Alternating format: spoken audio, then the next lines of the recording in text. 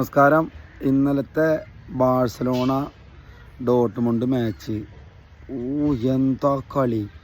ഏത് ബാഴ്സലോണ ആരാധകനും ഒന്ന് പേടിക്കണ കളിയാണ് ഇന്നലെ ഡോർട്ട്മുണ്ട് കളിച്ചിരുന്നത്. അവരെ ഫസ്റ്റ് ഗോൾ അടിച്ചിട്ട് കണ്ടിന്യൂസ് അറ്റാക്ക് വന്നുകൊണ്ടേയിരിക്കുകയാണ് ഡോർട്ട്മുണ്ട്. കണ്ടിന്യൂസ്. കാരണം അവർക്ക് എങ്ങനെയും ജയിക്കണം. അവരിന്നലെ ജയിച്ചു. കളിയിൽ നിന്ന് ടൂർണമെൻറ്റിൽ നിന്ന് പുറത്തായെങ്കിലും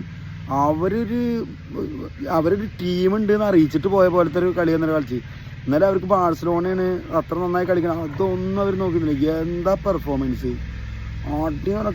ത്രൂ ഔട്ട് അറ്റാക്ക് അങ്ങനത്തെ ബാഴ്സലോണക്ക് ഇന്നലെ ഒന്നും ചെയ്യാണ്ടായിരുന്നില്ല. ഇന്നലെ അവർ സ്ട്രൈക്കർ ഹാട്രിക്ക് എന്തും കൽപ്പിച്ചിട്ട് അവർക്കൊന്നും പോവല്ല.